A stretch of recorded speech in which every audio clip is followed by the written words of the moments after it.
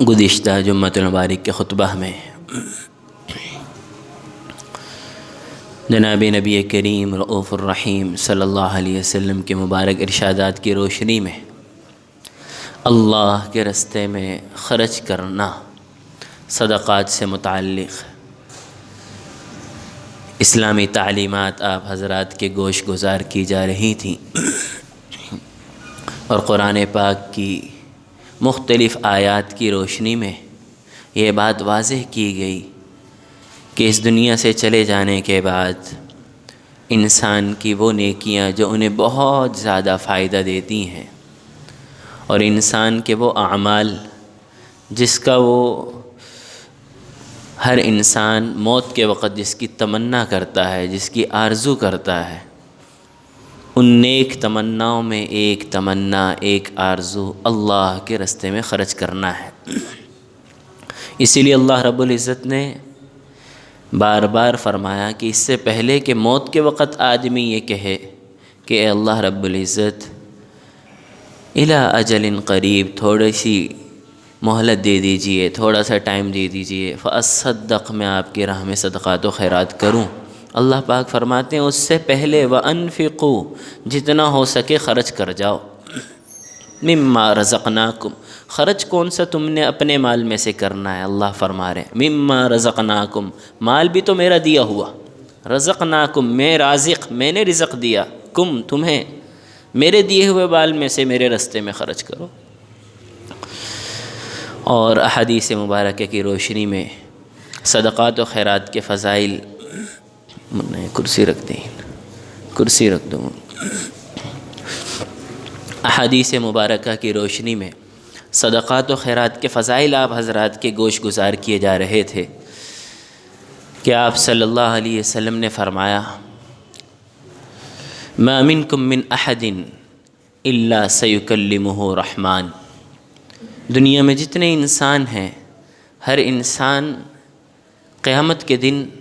براہ راست اللہ سے بات چیت کرے گا، اللہ اس سے مخاطب ہوں گے۔ سیکلمہ رحمن، سیکلمہ، سا سین پر جب زبر ہو تو مطلب ہوتا ہے بہت جلد یہ وقت آنے والا ہے،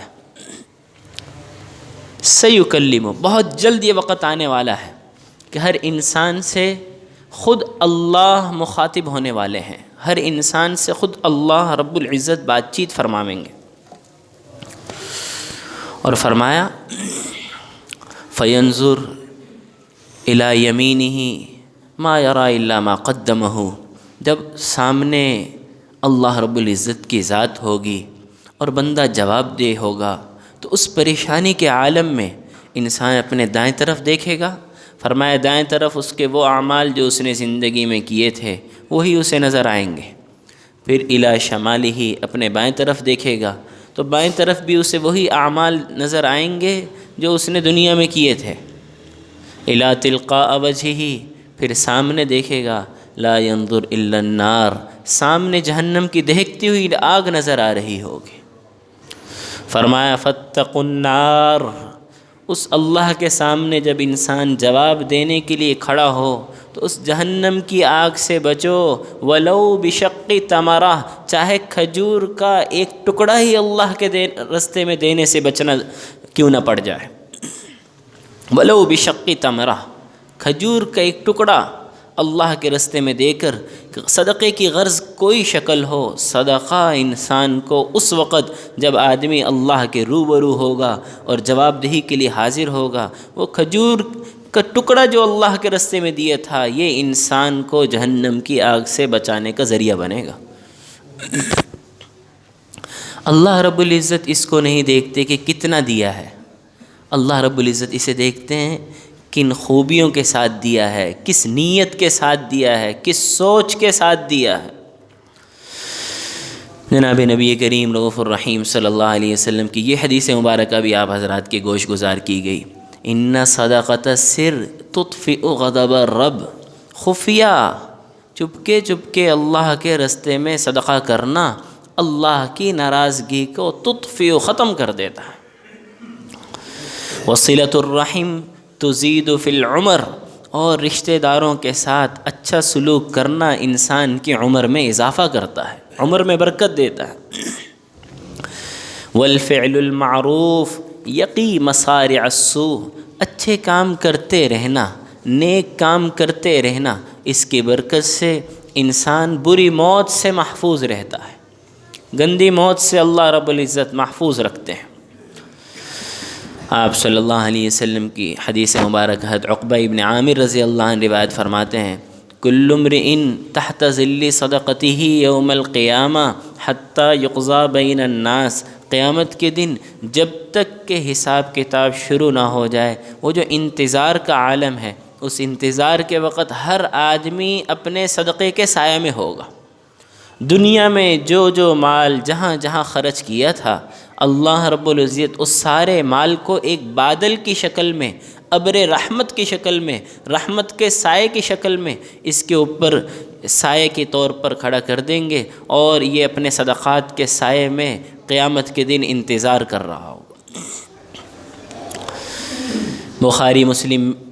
دونوں میں یہ حدیث مبارکہ ہے، وہ 7 افراد جن کو اللہ رب العزت یظلہم اللہ اپنا عرش کا سایہ نصیب فرمائیں گے۔ ایک وہ آدمی ہے جس نے اللہ کے رستے میں صدقہ کیا، اللہ کے رستے میں خرچ کیا، کسی بھی نیک کام میں خرچ کیا، اس کے تمام صدقات، اس کی تمام خیرات، تمام مال کو بادل بنا کر اس کے لیے بطور سایہ سائبان بنا دیا جائے گا۔ لیکن اگر ایک آدمی نے اس سے بھی اعلیٰ درجہ اختیار کیا، صدقہ تو کیا ہی لیکن اس سے بھی اعلیٰ درجہ کیا ہے؟ فرمایا کہ صدقہ کیا حتیٰ تنفق شمالہ لا تعلم یمینہ، اس کے دائیں ہاتھ نے جو خرچ کیا بائیں کو پتہ نہ چلے، اس طرح چپکے سے اللہ کے رستے میں خرچ کیا۔ فاخفاہا، صدقے کو اس قدر خفیہ رکھا، اس قدر پوشیدہ رکھا، لا تعلم شمالہ ما تنفق یمینہ، دائیں ہاتھ سے جو کچھ اللہ کے رستے میں خرچ کرتا رہا اس کے بائیں ہاتھ کو بھی پتہ نہ چلا۔ اگر صدقے کی یہ اعلیٰ ترین شکل اللہ کہ صرف اللہ کی ذات کے علاوہ کوئی نہ جانتا ہو، یہ اعلیٰ ترین، فرمایا ایسے آدمی کا جو صدقات ہیں ان کو سایہ نہیں بنایا جائے گا، ایسے آدمی کے جو صدقات ہیں بلکہ ایسے آدمی کے لیے اللہ رب العزت اپنے عرش کو سایہ بنا دیں گے۔ یہ آدمی یظلہم اللہ یوم لا ظل الا ظلہ، اللہ رب العزت اپنے عرش کا سایہ نصیب فرمائیں گے جس دن اس وقت کوئی سایہ کسی کو نہیں نصیب ہوگا، اللہ اپنے عرش کا سایہ نصیب فرمائیں گے۔ تو ہمیں یہ سمجھنا ہے کہ اللہ کے راستے میں خرچ کرنے کے لیے ایک پاکیزہ مال، حلال کمائی اور خرچ کرنے کا مناسب وقت، اس کو بھی میں بھی واضح کروں گا۔ خرچ کرنے کے اوقات ہیں، ساری زندگی انسان بچوں کے لیے، گھر کے لیے سوچتا رہا اور خوب روپیہ پیسہ جمع کر لیا، اب بالکل بڑھاپا آ چکا اور اسے معلوم ہے کہ اب میں مرنے کے قریب ہوں، اور فرمایا کہ موت بالکل قریب آ گئی اور کسی ایسی بیماری میں مبتلا ہو گیا کہ ڈاکٹر حضرات نے کہہ دیا کہ اب تمہارے افاقے کی، تندرستی کی کوئی امید نہیں، اس کو غرغرۂ موت کہتے ہیں۔ فرمایا اس حال میں ایک آدمی لاکھوں روپے اللہ کے رستے میں، سبق درہم من 100,000 درہم، ایک درہم 1,00,000 درہم سے زیادہ اللہ کے ہاں مقام رکھتا ہے۔ صحابہ نے عرض کی یا رسول اللہ یہ کیسے؟ ایک درہم 1,00,000 درہم سے زیادہ نکل گیا آگے؟ فرمایا وہ ایک درہم جو آدمی، انت صحیح، آپ تندرست ہوں، شحیح، آپ کو مال کی ضرورت ہو، تخشى الفقر، اور آپ کو یہ فکر ہو کہ مال خرچ ہوگا تو آئندہ مجھے پھر مال کی ضرورت پڑے گی، ایسی صورت میں یعنی تندرستی کی حالت میں ایک درہم اللہ کے رستے میں دیا ہوا اس 1,00,000 درہم سے اللہ کے ہاں زیادہ فضیلت رکھتا ہے جو آدمی موت کے بالکل قریب دے رہا۔ اس وقت ہم سب غرغرۂ موت میں نہیں ہیں، اللہ کے فضل سے ہم سب، چاہے بزرگ ہوں کہ جوان، کوئی اس نوبت پہ نہیں پہنچا جس نوبت پہ خرچ کرنے کو اللہ نے بالکل پسند نہیں فرمایا، کہ ایسا موقع کہ انسان بالکل موت کے منہ میں موت نے نوالا بنا لیا اور بالکل اسے امید نہیں ہے تندرستی کی، اس سے پہلے آدمی اللہ کے رستے میں وہ 1 درہم اس 1,00,000 درہم سے زیادہ بہتر ہے، کیونکہ اللہ 1 اور 1,00,000 کو نہیں دیکھتے، اللہ رب العزت ایمان کو، یقین کو، اللہ کی ذات پہ بھروسے کو دیکھتے ہیں۔ جناب نبی کریم رؤوف الرحیم صلی اللہ علیہ وسلم نے صدقات کی طرف توجہ دلانے کے لیے فرمایا کہ جس طرح تمہارا کوئی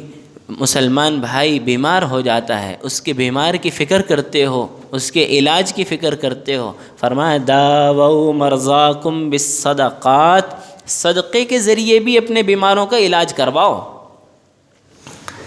صدقے کے ذریعے اللہ کے رستے میں دے کر بھی اپنے بیماروں کا علاج کرواؤ۔ محترم دوستو،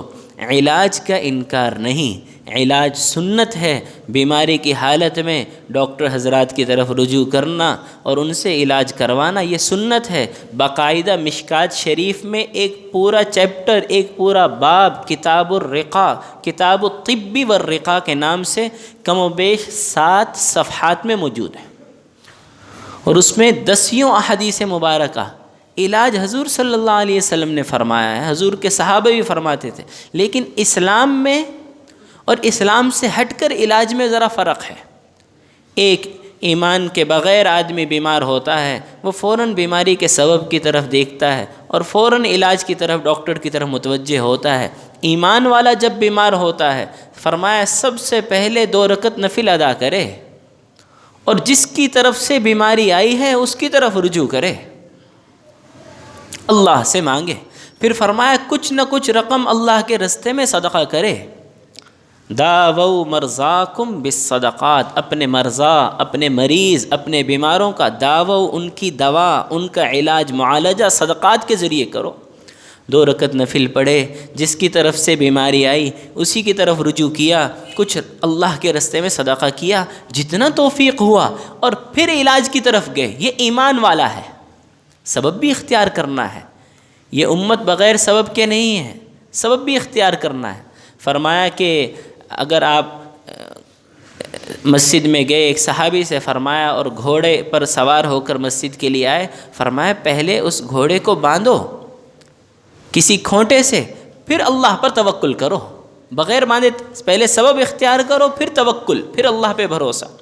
پہلے یہ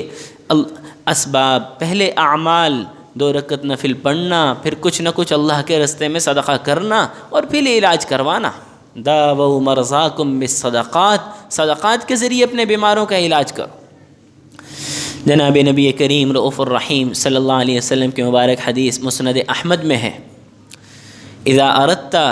ان تلین قلبک، اگر ایک آدمی کا دل بہت سخت ہے اور وہ سخت مزاج ہے، بہت سخت مزاج ہے، اور آپ صلی اللہ علیہ وسلم نے فرمایا کہ اگر تم یہ چاہتے ہو کہ تمہارا دل نرم ہو جائے، فَأَطْعِمِ الْمِسْكِينَ، مسکینوں کو کھانا کھلایا کرو، فَأَطْعِمِ الْمِسْكِينَ وَامْسَحْ عَلَى رَأْسِ الْيَتِيمِ، یتیم کے سر پر دست شفقت رکھا کرو، یتیم کے سر پر شفقت سے ہاتھ رکھنا یعنی اس کی سرپرستی کرنا، اس کا خیال رکھنا، اس کو اپنے ذمہ داری میں لے کر، اپنی کفالت میں لے کر، اپنی رسپانسبلٹی میں لے کر، اس کی تعلیم، اس کی تربیت اور اس کی ہر طرح کی اس کی ذمہ داری کو اپنی ذمہ داری میں لینا، جیسے اپنے بچوں کے انسان فکر کرتا ہے۔ فرمایا اس سے انسان کا دل نرم ہوتا ہے۔ محدثین کرام نے یہاں تک لکھا ہے کہ دل تو نرم ہوتا ہی ہے، اس حدیث مبارکہ کی تشریح میں فرمایا جو مسکینوں کو کھانا کھلاتا ہے، مسکین وہ آدمی ہے جس کے ایک دن کا کھانا موجود ہو، دوسرے دن کا اسے علم نہیں میرے پاس کھانا ہے کہ نہیں، اس کو مسکین کہتے ہیں۔ 2 طرح کی تعریف کی گئی، جس کے پاس ایک ٹائم کا کھانا شام کو اسے معلوم نہیں ملے گا کہ نہیں ملے گا، شام کا اس کے پاس انتظام نہیں ہے، اور ایک میں کہ ایک دن کا کھانا موجود ہے، اگلے دن کا اس کے پاس انتظام نہیں۔ فَأَطْعِمِ الْمِسْكِينَ، مسکینوں کو جو مسکنت، عاجزی، لاچار، ناچار لوگوں کو کھانا کھلانے پر، فرمایا محدثین نے اس حدیث کی تشریح میں لکھا ہے دل تو نرم ہوتا ہی ہے، اللہ رب العزت دل کی بیماریوں سے بھی محفوظ رکھتے ہیں، امراض قلب سے، دل کی بیماریوں سے محفوظ رکھتے ہیں۔ اور فرمائے یہ جو مال تم اللہ کے رستے میں دیتے ہو، سورہ بقرہ آیت نمبر 272، وما تنفقوا من خیر، یہ جو تمہارا دیا ہوا مال ہوتا ہے یہ تم کسی کو نہیں دیتے، فلی انفسکم، یہ تم اپنے لیے ہی دیتے ہو، یہ کسی کے لیے نہیں ہوتا، فلی انفسکم، یہ تمہارے اپنے لیے ہی ہوتا ہے۔ اور اسی کو سمجھایا اما عائشہ صدیقہ رضی اللہ عنہ گھر میں تھی، آپ صلی اللہ علیہ وسلم گھر میں تشریف لائے اور ایک بکری کہیں سے ہدیے میں آئی تھی، اس کو ذبح کیا گیا، اور اما عائشہ صدیقہ رضی اللہ عنہ نے ضرورت مندوں میں اور ہمسایوں میں اس کا گوشت تقسیم کر دیا۔ حضور علیہ السلام نے فرمایا ما بقی منہا، کتنا کچھ باقی ہے گھر میں؟ اما عائشہ نے فرمایا سب کچھ تقسیم کر دیا، ما بقی منہا الا کتفھا، سوائے اس کے ران کے اور کچھ باقی نہیں رہا، سوائے اس کی ران کے گھر میں کچھ باقی نہیں رہا۔ فقال النبی صلی اللہ علیہ وسلم، حضور نے فرمایا بقیت کلھا غیر کتفھا، یہ جو ران گھر میں موجود ہے اس کے علاوہ سب باقی رہ گیا، بقیت کلھا، جتنا تقسیم ہے وہ سب باقی ہے، غیر کتفھا، اس ران کے علاوہ۔ جو مال اللہ کے رستے میں دیا جاتا ہے وہ باقی ہے، اور جو مال ہم نے اپنے پاس رکھا، جو ہم نے اپنے لیے جوڑ جوڑ کے رکھا، فرمایا یہ فانی ہے، یہ آپ کا نہیں ہے، ہمارا مال کون سا ہے؟ احادیث مبارکہ، میری کوشش ہوتی ہے ہر بات آپ صلی اللہ علیہ وسلم کی حدیث مبارکہ سے لی جائے۔ آپ صلی اللہ علیہ وسلم رحمۃ للعالمین ہیں، قیامت تلک کے لیے پیغمبر بنا کر کے گئے ہیں۔ حضور کا ایک ایک جملہ ایسا ہے جیسے کوزے میں سمندر پورے دیا ہو، ایسا جامع الکلم۔ آپ کا مال کون سا ہے؟ آپ صلی اللہ علیہ وسلم نے فرمایا وہ مال ما لبست فافنیت، جو تم نے پہن لیا اور پہن کر پرانا کر دیا، وہ مال جو تم نے کھا لیا یہ تمہارا مال ہے۔ فرمایا وما انفقت فی سبیل اللہ، اور وہ مال جو تم نے اللہ کے رستے میں خرچ کر دیا، جو کھا لیا، جو خود پہن لیا، اور جو اللہ کے رستے میں خرچ کر دیا۔ فرمایا مالک، یہ ہے تمہارا مال، یہ ہے تمہارا مال، اس کے علاوہ باقی سب یہ تمہارا نہیں ہے، یہ گھر کسی کے ہو جائیں گے، یہ جائیداد کسی کی ہو جائے گی، یہ تمہاری نہیں ہے، یہ تو بعد میں جھگڑے کا مرکز ہے، جھگڑے کا ذریعہ ہے۔ تو محترم دوستو، آپ صلی اللہ علیہ وسلم کی ان حدیث میں ہمارے لیے ترغیب ہے اللہ کے رستے میں خرچ کرنے پر، اور فرمایا جب بھی کوئی چیز اللہ کے رستے میں خرچ کی جائے تو کوشش کریں دو چیزیں۔ بالفرض آپ پانی کی بوتل دے رہے ہیں تو کوشش کر لیں 2 دے دیں، آپ آٹے کا کوئی تھیلا دے رہے ہیں تو 2 تھیلے دے دیجئے، آپ غرض سوٹ کسی کو دے رہے 2 سوٹ دے دیجئے۔ یہ 2 کا کیوں ذکر ہے؟ فرمایا من انفق زوجین فی سبیل اللہ، وہ شخص جس نے اللہ کے رستے میں خرچ کرنے کی یہ عادت ڈالی کہ زوجین، جوڑا، ڈبل اللہ کے رستے میں دیتا رہا، جو بھی دیا زوجین، جوڑا بنا کر، ڈبل بنا کر کے، نودیا فی الجنہ، قیامت کے دن اسے جنت میں اس کا نام لے کر پکارا جائے گا اور کہا جائے گا یا عبداللہ، اے اللہ کے بندے کہاں جا رہے ہو؟ ھذا خیر، یہ رہی جنت، یہ ہے تمہاری جنت، کہاں جا رہے؟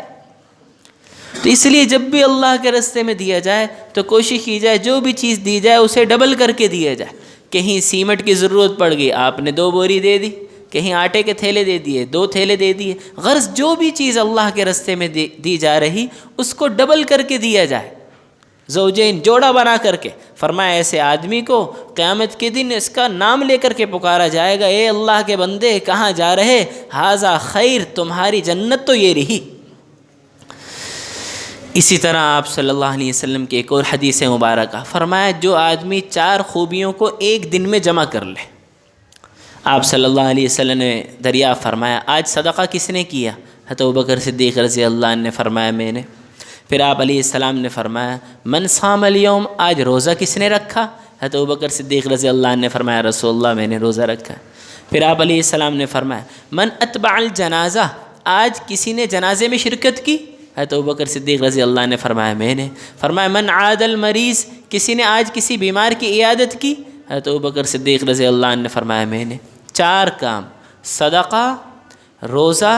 جنازے میں شرکت، بیمار کی عیادت۔ فرمایا جس آدمی میں یہ 4 خوبیاں کسی دن جمع ہو جائیں دخل الجنہ، یہ جنت میں ضرور داخل ہوگا۔ اگر آپ کو علم ہے کوئی صاحب عزیز فوت ہو گئے، آپ کو علم ہے کہ ان کا جنازہ اگلے دن ہے،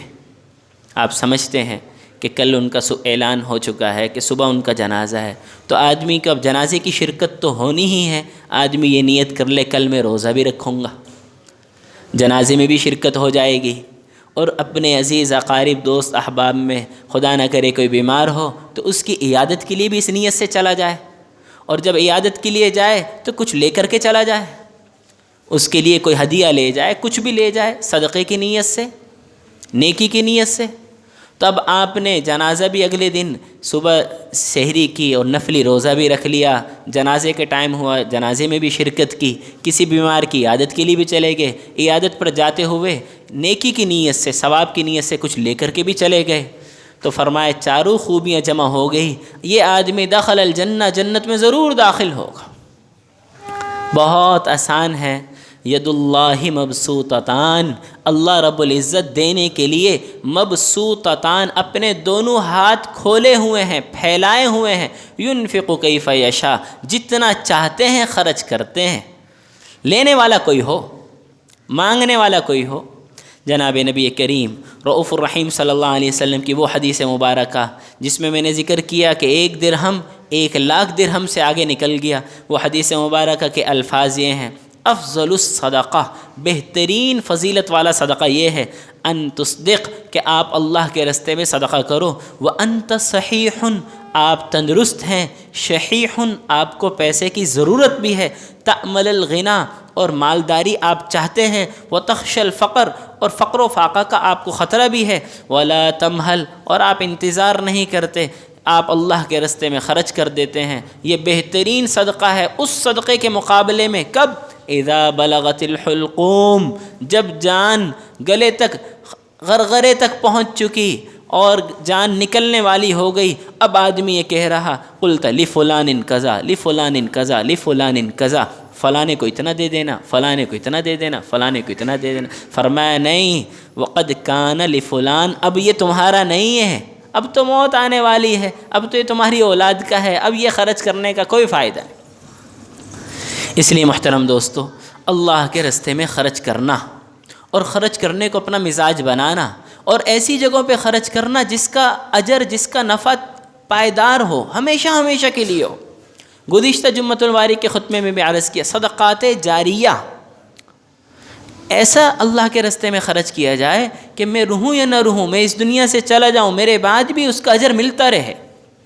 اسی موضوع کو میں نے مزید اس جمعے کے خطبے کے لیے تلاش کیا کہ صدقات جاریہ کو آپ صلی اللہ علیہ وسلم نے کس پیرائے میں ذکر کیا۔ کسی غریب کو کھانا کھلا دیا، فرمایا صدقہ ہے، صدقہ جاریہ، مسلسل ایسا صدقہ جس کا ہمیشہ اجر جاری رہے، یہ صدقہ جاریہ نہیں ہے۔ فرمایا صدقہ جاریہ کیا ہے؟ ابن ماجہ میں ابو ہریرہ رضی اللہ عنہ راوی ہیں، آپ صلی اللہ علیہ وسلم نے 7 اعمال ذکر فرمائے ہیں صدقہ جاریہ کے، یعنی ایسی نیکی ہم اس دنیا سے چلے بھی جائیں تو ہمیں اجر ملتا ہی رہے۔ فرمایا ان مما یلحق المؤمن من عملہ، آدمی کے اعمال میں سے وہ نیکیاں جو اس کے چلے جانے کے بعد، بعد موتہ، اس کے فوت ہو جانے کے بعد بھی اس کو نیکیاں ملتی ہی رہتی ہیں۔ نمبر 1، علما علمہ ونشرہ، کسی کو دینی تعلیم دے دی، کسی کو علم دے دیا، کسی کو تعلیم دے دی، تعلیم پھیلا دی، تعلیم پھیلانے میں ذریعہ بن گئے۔ نمبر 2، ولدن صالحہ، نیک اولاد، نیک اولاد آدمی اپنے پیچھے چھوڑ کر کے گیا۔ ہم معذرت کے ساتھ یہ تو فکر کرتے ہیں کہ ہمارا بچہ اچھے سے اچھے اسکول میں پڑھے، اچھے سے اچھے کالج میں پڑھے، اس کی اچھی سے اچھی دنیا بن جائے، اچھا پروفیشنل لیول کا وہ بزنس مین بن جائے۔ یہ بھی ہم فکر کریں کہ میرے جانے کے بعد کیا وہ رکوع سجود کرے گا کہ نہیں؟ میرے ہوتے ہوئے نہیں کر رہا، جبکہ باپ کا مشفقانہ اور ہر طرح کا سایہ موجود ہے۔ کیا میرا بیٹا رکوع سجود کا عادی ہے؟ کیا میرے ہوتے ہوئے میرا بیٹا اللہ کے راستے میں کچھ نہ کچھ خرچ کرتا ہے؟ اسی لیے فرمایا کہ جب آپ حضرات، آپ کے بیٹے جب جوان ہو جائیں، اولاد جب سمجھدار ہو جائے، تو جو آپ حضرات اللہ کے راستے میں خرچ کرتے ہیں بیٹوں کے ہاتھ سے دلوائیں۔ تاکہ انہیں عادت ہو اور انہیں علم ہو کہ ہمارے ابا ہمارے دادا اس طرح ہر ماہ، ہر وقت، ہر سال، ہر فلاں مہینے میں فلاں موقع پر فلاں جگہوں پہ خرچ کرتے تھے۔ ایسا نہ ہو کہ آپ خرچ کرتے رہے اور کسی کو کچھ علم نہیں، آپ کے فوت ہو جانے کے بعد یہ ایک عظیم الشان سلسلہ ختم ہو جائے۔ ولدن صالحہ، دوسرا صدقہ جاریہ بہترین، ولدن صالحہ، نیک اولاد آدمی چھوڑ کر کے گیا جو اس کے بعد اپنے والد کے لیے استغفار کرتی رہے، نیک اعمال کرتی رہے۔ نمبر 3، مصحفاً ورثہ، کوئی دینی کتاب خصوصاً قرآن پاک کا نسخہ کہیں پہ رکھوا دیا، کہیں پڑھنے والے کو قرآن پاک کا نسخہ دے دیا، قرآن پاک کی تعلیم کے سیکھنے والوں کے لیے ذریعہ ان کی سہولت پیدا کر دی۔ نمبر 4، مسجداً بناہ، کوئی مسجد اللہ کے رستے میں بنا دی، تعمیر کر دی۔ نمبر 5، بیتاً لابن السبیل بنا، مسافروں کے لیے کوئی مسافر خانہ بنا دیا، مسافر ہیں ان کے پاس رہنے کے لیے جگہ نہیں ہے، ان کے لیے مسافر خانہ بنا دیا۔ پہلے تو اس کی بہت ضرورت پیش آتی تھی مسافر حضرات کے لیے، ابھی بھی اس کی شکلیں موجود ہیں۔ بہت سے افراد شہروں میں دور دراز علاقوں سے تعلیم حاصل کرنے کے لیے آتے ہیں، دور دراز علاقوں سے۔ آپ جانتے ہیں ہمارے اہلیان شادمان میں کتنے ہاسٹل ہیں، یہ بچے کتنے دور دور کوئٹہ سے کہاں سے تعلیم حاصل کرنے کے لیے آئے ہیں۔ اسی طرح دینی مدارس کے اندر گلگت، چترال اور کہاں سے اسٹوڈنٹ تعلیم حاصل کرنے کے لیے آتے ہیں، ان کے لیے رہنے کے لیے ہاسٹل بنا دیا۔ بیتاً لابن السبیل، مسافر جس کا اس علاقے میں اپنا گھر نہیں ہے، ان کے لیے کوئی گھر بنا دیا۔ نمبر 6، نہراً اجراہ، کوئی نہر جاری کر دی، کہیں پہ نہر کا،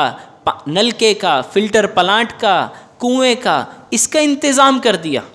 اور آخر میں حضور علیہ السلام نے نچوڑ ذکر فرمایا، صدقۃً اخرجہا من مالہ، کوئی بھی ایسا صدقہ کہ آدمی نے اپنے مال میں سے اللہ کے رستے میں دیا، فی صحتہ،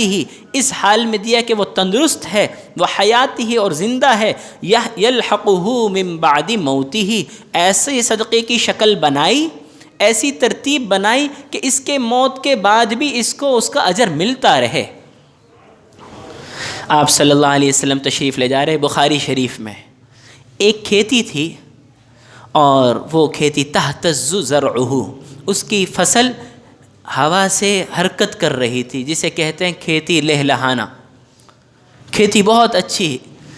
آپ صلی اللہ علیہ وسلم نے فرمایا، یہ کس کی کھیتی ہے، یہ کس کی زمین ہے، یہ کھیت کس کا ہے؟ تو ایک صحابی جو آپ صلی اللہ علیہ وسلم کے ساتھ تھے فرمایا کہ یا رسول اللہ، اقتراہا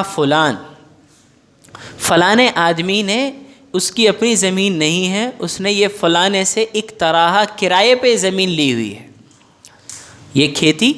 فلانے نے کرائے پر یہ زمین فلانے سے لی ہوئی ہے۔ آپ علیہ السلام نے فرمایا، اتنی اچھی فصل لیکن یہ زمین اس کی اپنی نہیں، اس نے کرائے پر لی ہوئی۔ پھر فرمایا، اما، توجہ سے سنو، انہو لو منحہا ایاہ، وہ مالک اگر اس کرایہ دار کو یہ زمین گفٹ کر دے، منحہا، مفت میں اس کو یہ زمین دے دے، کان خیرا لہ، یہ اس کے لیے اس سے بہتر ہے کہ ہر ماہ ہر سال ان یأخذ علیہ اجرا، ہر ماہ ہر سال کرایہ اور اجرت لیتا رہے، اس کرائے سے، سالانہ اس رقم کے کرائے سے یہ زمین اس کو دے دینا بہتر ہے۔ ہمیں اس سے پیغام مل رہا کہ یعنی کسی کو اب زمین اگر وہ دے دے گا، اس کی نسلیں اس سے فائدہ اٹھائیں گی، یہ صدقہ جاریہ ہے، ہمیشہ کا صدقہ۔ کسی بیمار تھا، اس کو دوائی دلوا دی، یہ صدقہ ہے، لیکن بیماروں کے لیے ایک ہاسپٹل بنا دیا، یہ صدقہ جاریہ ہے۔ ایک بیمار ہے، ایکسیڈنٹ ہو گیا، آپ نے اس کے لیے ایمبولنس کا انتظام کیا اور اسے پہنچا دیا ایمرجنسی تک، یہ صدقہ ہے، لیکن آپ نے ایک ایمبولنس پرچیز کر کے مستقل دے دی کسی ہاسپٹل میں، یہ صدقہ جاریہ ہے۔ کچھ اسٹوڈنٹ کو بلایا قرآن پاک گھر میں پڑھنے کے لیے اور ان کو کھانا کھلا دیا، یہ صدقہ ہے۔ لیکن کچھ اسٹوڈنٹ کے لیے ہمیشہ دینی تعلیم کا انتظام کر دیا، کوئی دینی ادارہ بنا دیا جہاں ہمیشہ قرآن و حدیث کی تعلیم جاری رہے، یہ صدقہ جاریہ ہے۔ بنوری ٹاؤن کراچی میں جب ہم 2009 سے 2014 تک پڑھتے رہے، وہ ادارہ ایک صاحب تھے جنہوں نے وہ زمین دی تھی اور زمین دی تھی 1962 میں،